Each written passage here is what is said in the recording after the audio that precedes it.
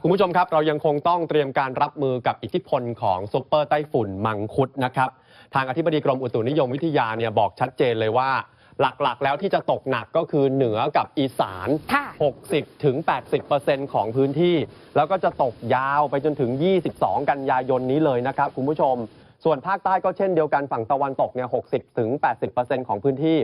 กรุงเทพและปริมณฑลและภาคกลางก็ต้องเตรียมรับมือเพราะอาจจะตกหนักไปถึง 70% ได้นะฮะพูดถึงภาคกลางเมื่อคืนนี้ 5 ทุ่มที่ปทุมธานีครับชุมชนท้ายซอยจามอนหมู่ 7 ในตำบลคูคตอำเภอลำลูกกาปรากฏนี่ครับน้ำไหลเข้าท่วมบ้านเรือนประชาชนที่ติดอยู่ริมคลองสูงประมาณ 60-80 เซนติเมตรแล้วคือมาโดยที่ไม่รู้ตัวมาก่อนเลยชาวบ้านบางส่วนเนี่ยบางคนเขาก็เตรียมการรับมือด้วยการเอาของขึ้นที่สูงนะฮะแต่พอมาถึงไม่รู้ตัวแล้วเร็วแทบจะไม่ทันกันเลยโกลาหลเมื่อคืนนี้ชาวบ้านอย่างคุณณัฐวุฒิบอกว่ายกของแทบไม่ทันแล้วที่กลัวที่สุดก็คือกลัวจะแช่อยู่อีกนานนะเนี่ยแล้วเดี๋ยวจะเป็นโรคที่มากับน้ำกันลพบุรีครับน้ำตกวังก้านเหลืองเจออิทธิพลของนี่แหละฮะพายุไต้ฝุ่นมังคุดก็ทำให้ฝนตกติดต่อกัน3 วันเตือนแล้วนะครับนักท่องเที่ยวห้ามลงเล่นน้ำในน้ำตกวังก้านเหลืองเพราะปริมาณน้ำไหลเชี่ยวอย่างที่เห็นแล้วน้ำก็เป็นสีแดงด้วยจันทบุรีครับน้ำป่าจากเทือกเขาสะบาบไหลเข้าในพื้นที่อำเภอแหลมสิงห์จังหวัดจันทบุรีนี่ปัญหาก็คือตอนนี้ทั้งสวนผลไม้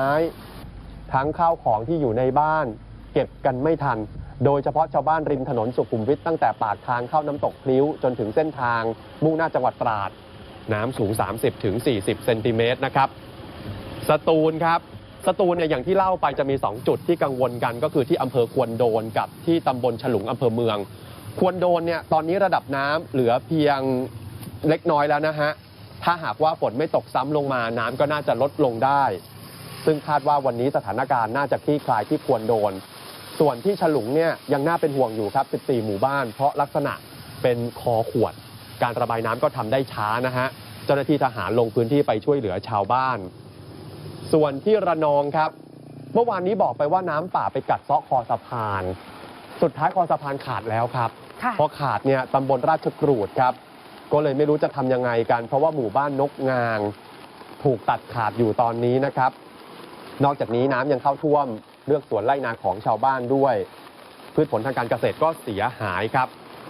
ที่ตรังเนี่ยตอนนี้เจอพายุพัดถล่มนะฮะ18 หลังคาเรือนครับกระเบื้องหลังคาฝ้าเพดานปลิวว่อนเลยที่ตำบลทุ่งยาวอำเภอปะเหลียนจังหวัดตรังชาวบ้านบอกว่าไม่รู้จะทำยังไงความเสียหายมันหนักเหลือเกินก็ได้กำลังเจ้าหน้าที่อาสาสมัครรักษาดินแดงประมาณสัก10 กว่านายครับเข้าไปช่วยเหลือกันอยู่ตอนนี้ยังคงเตือนนะครับทั้งประเทศนะครับที่ต้องเฝ้าระวังกับอิทธิพลของซุปเปอร์ไต้ฝุ่นมังคุดอยู่ตอนนี้นี่ขนาดไม่ได้เข้าบ้านเราตรงๆนะคะเรายังหนัก